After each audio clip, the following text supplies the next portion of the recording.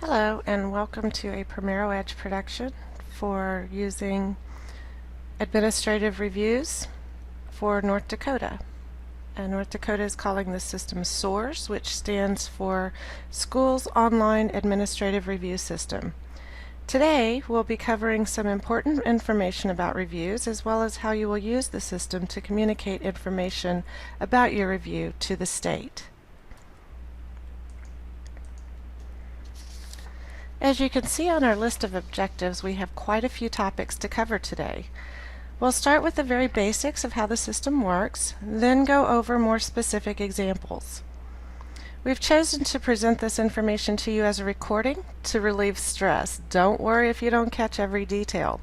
You'll be able to watch the recording as many times as you like, as well as rewinding and watching sections over again.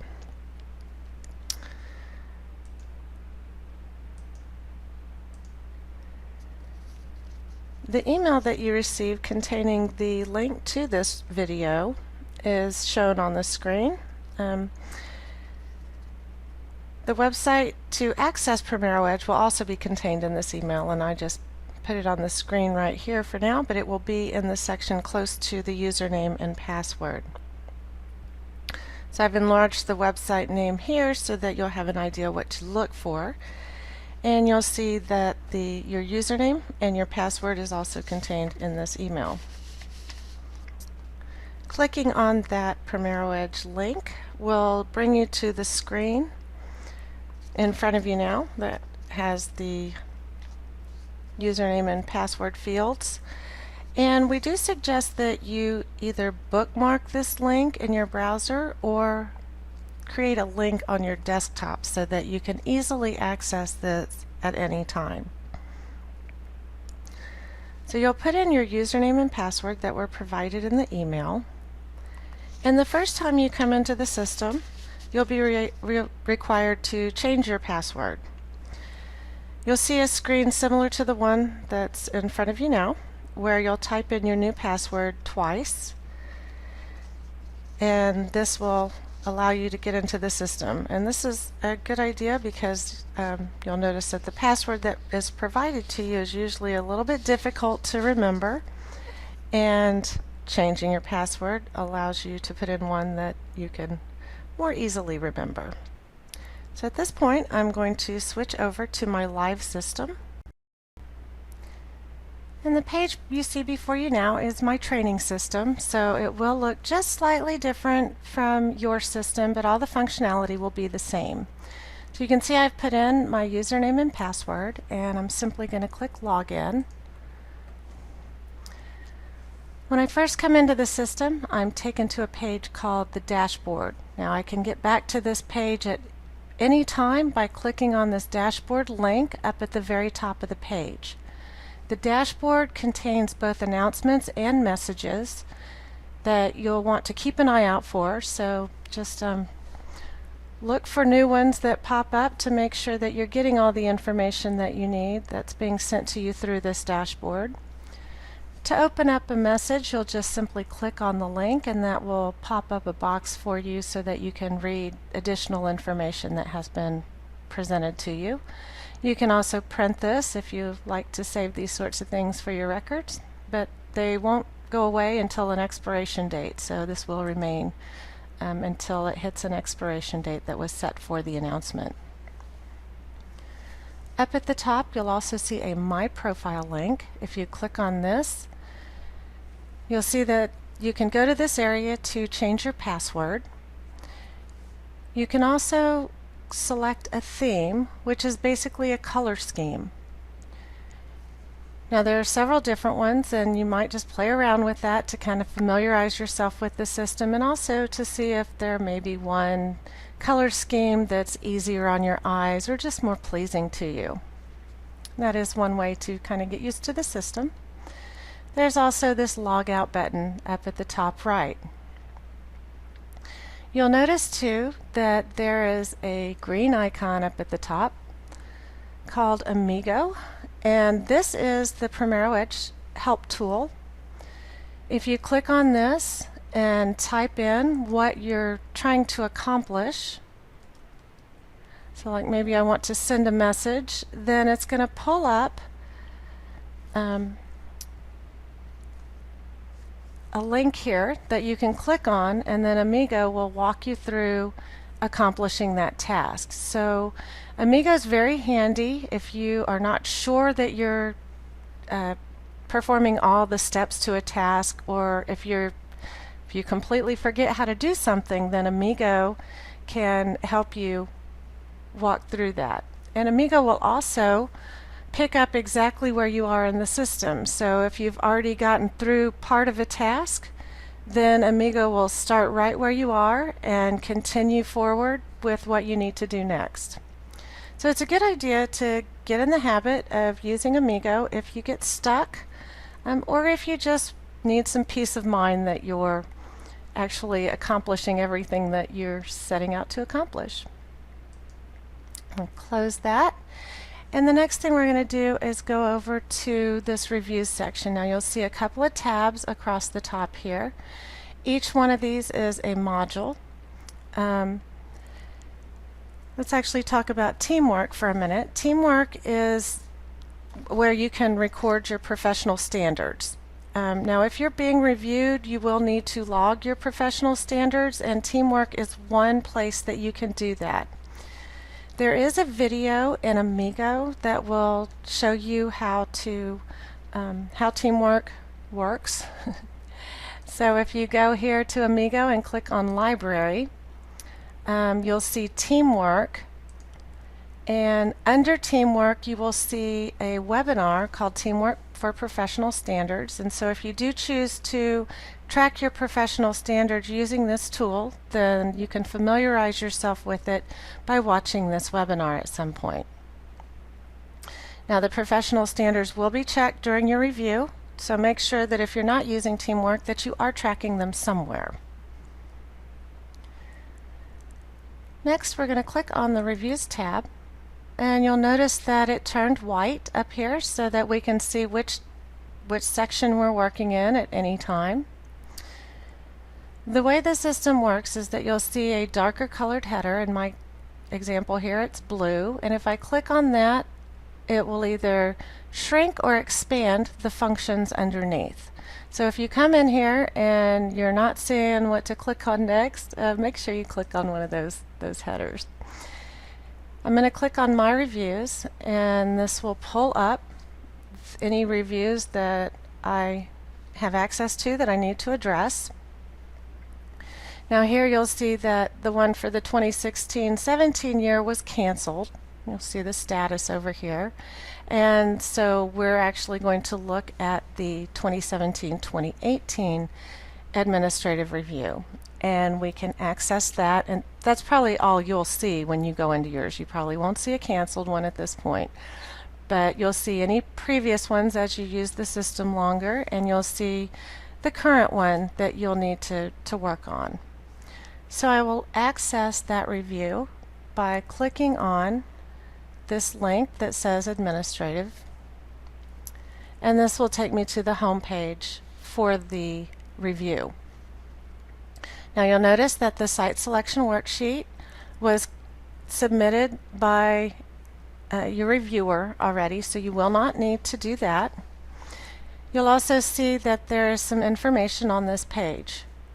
The review type, the status of the review, which will change as you go through that process of getting a review.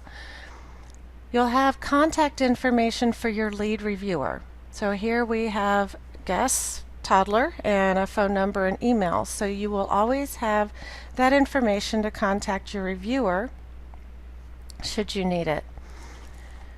In addition, you'll see remaining tasks over here to the right, and we can access that questionnaire by clicking on the link here.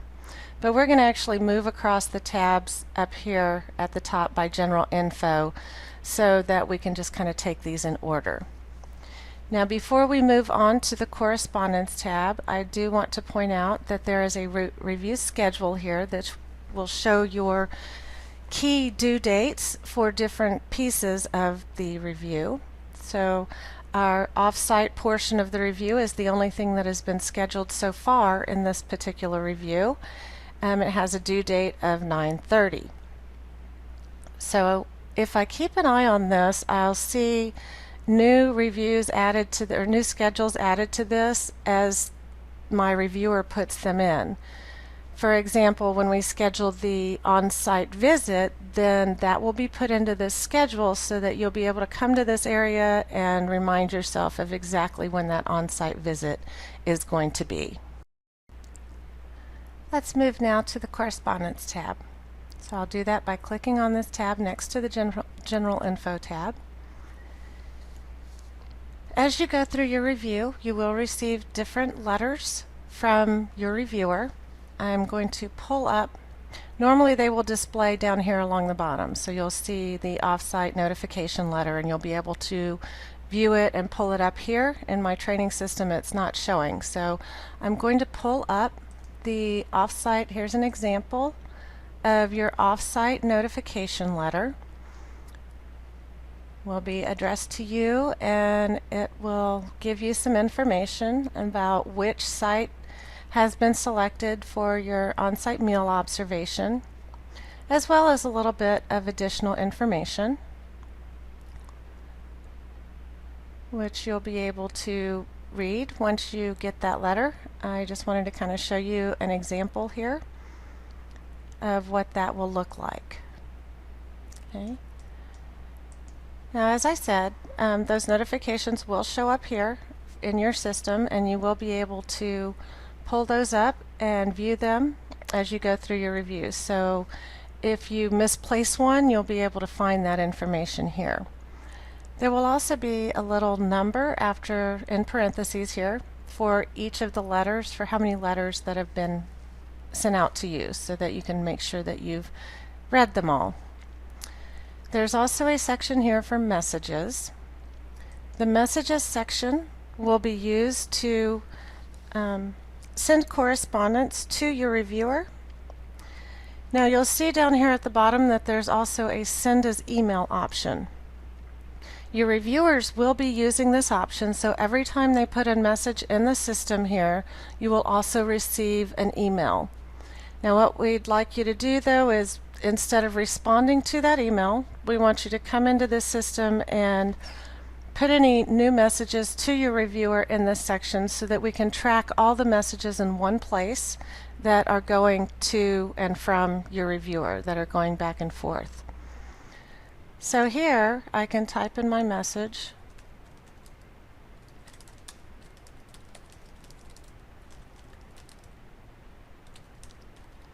So maybe I have a question about, if I could spell number here, maybe I have a question about number 700, and so I'm going to ask for more information here.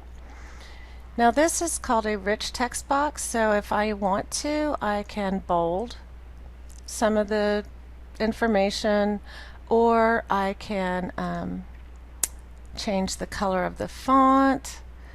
If I want to do that, I can actually change the font and the size of the font if I want to make that bigger.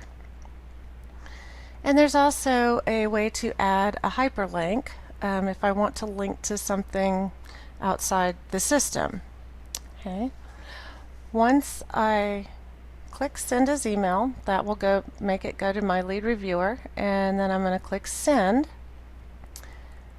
And you'll see that a notice has been put down at the bottom. So I have a list of what my message is, a date and time stamp of who sent it and when. So this way I can keep track of all the messages that are sent. If I need to find one that I've accidentally deleted an email for, I can come into the system and make sure that I have that information here. Again, there's a number in parentheses beside messages to let me know how many messages I have. So if you keep an eye on this and you notice that it's going up, then you'll want to come in here and look for messages because maybe you missed an email that was sent.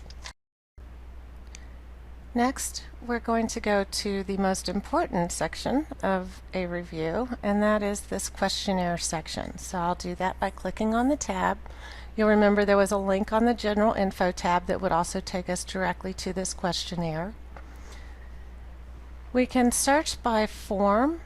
If I pull up a form, then it will give me different sections as well.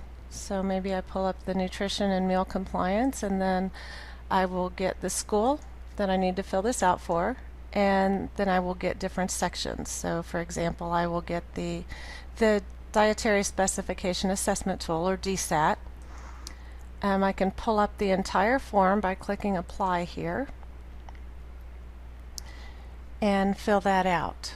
Or I can pull this up.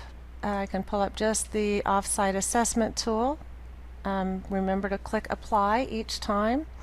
Or maybe I just want a particular question here, and I can search for a specific question there as well. Okay. I'm going to clear this out again and point out a couple more things. So now I have all of my questions pulled up. There's a Collapse All section to the right, or button to the right here, and if I click on that, it's going to collapse all the questions and shrink them up, so then I can expand the one I want to work on by clicking the blue arrow to the left, or shrink it up by clicking that again.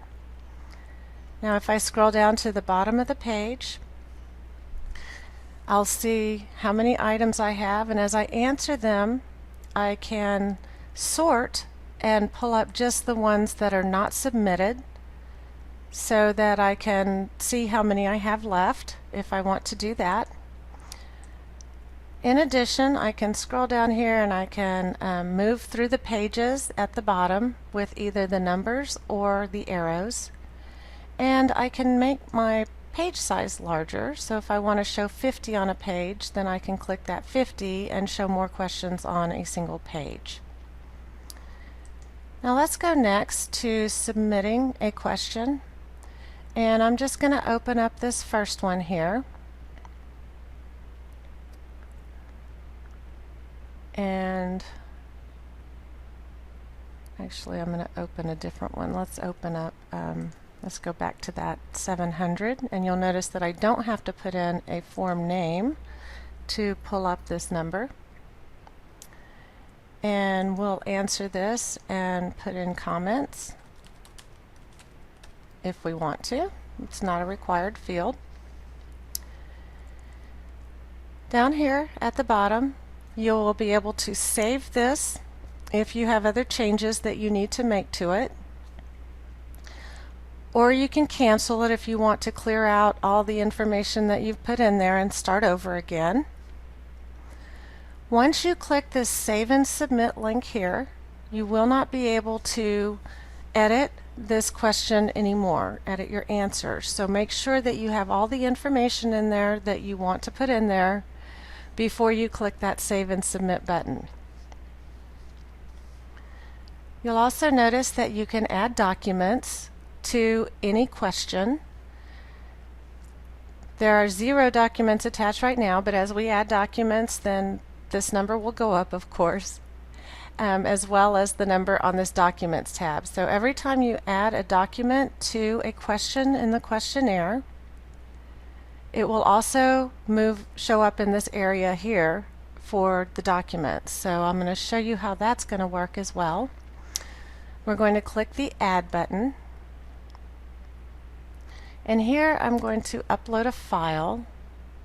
Click the Select button. You'll notice that there are a number of different type of extensions that we can use. So what that means is that there are a number of many different file types that we have the ability to upload to this section, to a question. So let's click Select here, and I'm just going to find a picture, I think, and upload a picture. And we'll just upload this form icon here. So I've got this in the box now, and I'm going to click Upload. Now I do need to give this a name, because I can upload many different documents to this section, I'll want to name them to indicate what each one of them is. So if I click OK here, now I can see that there is one document uploaded. If I click on that link, I'll be able to see the documents. Since I uploaded it, I will be able to edit it, or I'll be able to delete it. But here you'll see that the description is very important so that we can differentiate between the different documents that we have uploaded to a particular question. Okay. If my reviewer had uploaded a form or a document to this section, I would be able to view it, but I would not be able to edit or delete it. So I would only have the paper icon to view. Okay. I'm going to go ahead and put in this information again. I don't know why that didn't save here. It will save for you though. So I've added my document, and now I'm going to click Save and Submit because I have put in all the information that I want to put in for this particular question. Okay. You'll see that now the status has changed to submitted, and you can see who submitted it, when it was submitted. So if you have different people working on different areas of the questionnaire, you'll be able to see who is doing what work. Now if I clear this out and change this status to which ones are not submitted and click Apply, I'm going to collapse them all again. When I scroll down here, I'll see that I have fewer items to answer. So as I go through, I will be able to see how many questions I have left to answer so that I can get a good idea of how far along I am in this process. Now on the Documents tab, that document that I uploaded will show up, and again I will be able to edit or delete this here. So if I've forgotten which question I submitted or attached a document to, I will be able to pull them all up here, and I will actually see the question as well. Now I also have the ability to add a new record in this area. So if I click this Add New Record button, then I can select what type this is, and if I want to upload a document, just a general document that's not attached to a specific question, then I can do that as well. Or if I want to attach one just to a form rather than a form question, then I would have the ability to do that as well. So I will see all of my documents here, and this document upload is going to work exactly the same way as it did when you were uploading a document within the questionnaire. I'm going to cancel this. I'm not going to actually add this. And next, what we're going to do is I'm going to log out of this one, and we're going to log in as another user whose review is a little bit further along so that you can see a review a little bit later in the process, and we can go through some corrective actions, etc. So at this point, once we've filled out all of our questionnaire information, we will have our reviewer call us to schedule the on-site review. Now you will get at least 2 weeks notice, and then you will get an on-site letter. So first of all, let's log out here, and we will log in now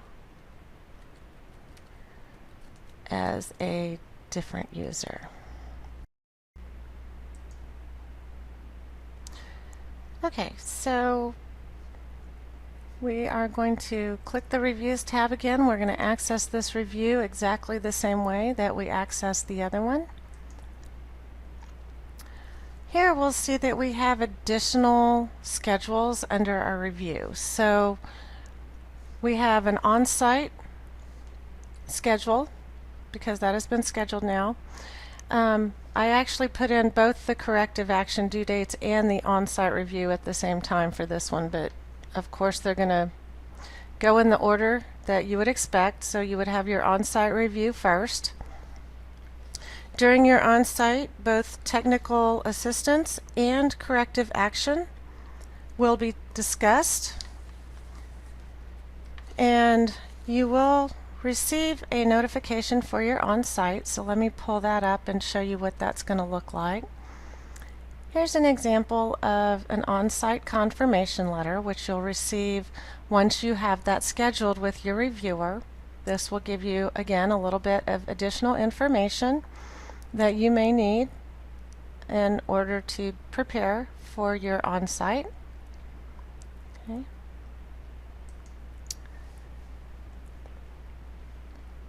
And again, that correspondence information should show up here so that you will be able to see that information as well. So you'll be able to pull up those letters once they have been sent to you and access them at any time. Okay. Now, once you've had your on-site review, then you may have corrective actions. And once the reviewer has gone into the system and marked everything that needs corrective action and has allowed you access, then you will see an additional tab across the top for corrective action, and you will see the number of corrective actions there. You'll also receive a corrective action letter. So let me pull that up for you so you can get an idea of what that will look like. You'll see that there were 3 findings here that require corrective action, and so there will be a due date here, but there will also be a due date on your schedule here, so keep an eye out for that as well. Now, to access and address your corrective action, you're going to click on the link or in the tab up at the top, and you will see those different corrective actions.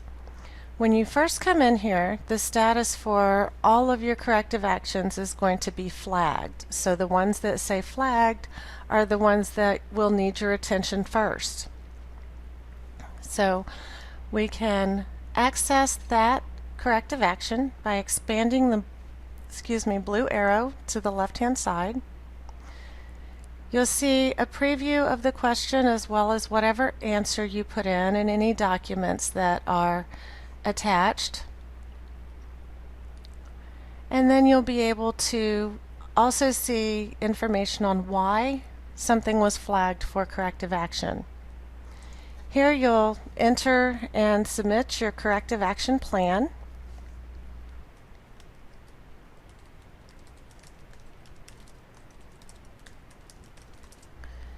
And this works the same as the questionnaire. So I can save this if I need to go do a little research or find additional information to add to this before I submit it. Or I can cancel to clear this out and start over. Or I can click the Save and Submit button. Again, once I click Save and Submit, I won't be able to edit this anymore. So make sure that all the information that you want to submit with regards to the corrective action plan is in there before you click that Save and Submit button. So I'm going to click Save and Submit, and you'll see now that this status has changed to corrective action plan submitted. Again, we'll see who modified it last and what day it was modified on. Once you have changed all of your corrective action from the flag status to the corrective action plan submitted or CAP submitted status, then you'll need to wait until your reviewer has a chance to go through and look at them. Your reviewer may be sending you additional correspondence asking for more information, or they may be going through and either accepting or rejecting what you've put in as your corrective action plan, and they can do this through the system. If I expand the arrow here, we'll see that this one was CAP rejected. So if I receive one of those, I will expand the blue arrow there, and there will be information here's my plan here's the reason it was flagged, here's the plan that I submitted, and here's the reason it was rejected. So I will need to put in additional information in order to have this corrective action plan accepted. So I will enter in my additional information.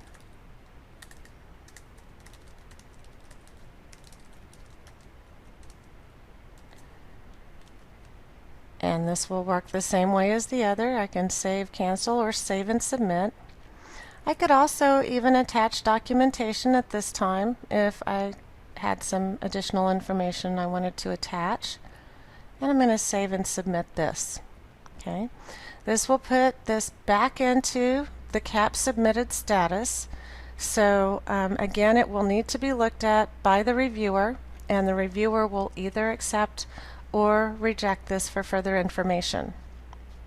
So we can sort up here at the top. We can look for those that are rejected that need additional information, or look for the ones that are flagged if we wanted to do them incrementally and answer some of them and then come back and only pull up the flagged ones that we still needed to answer.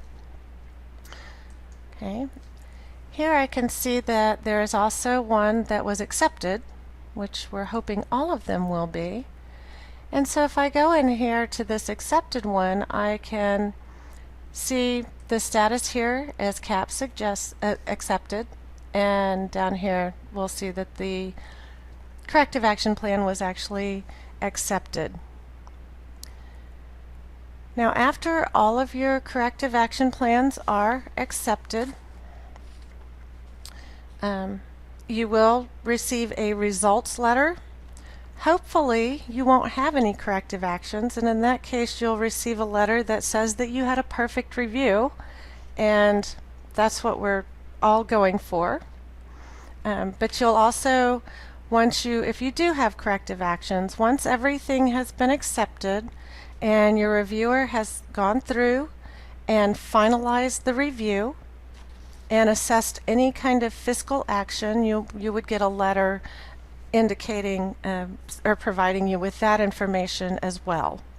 And at that point, on the General Info tab, your review status would change to a finalized status so that you would know that everything is completed and you have addressed everything that you need to address within this review.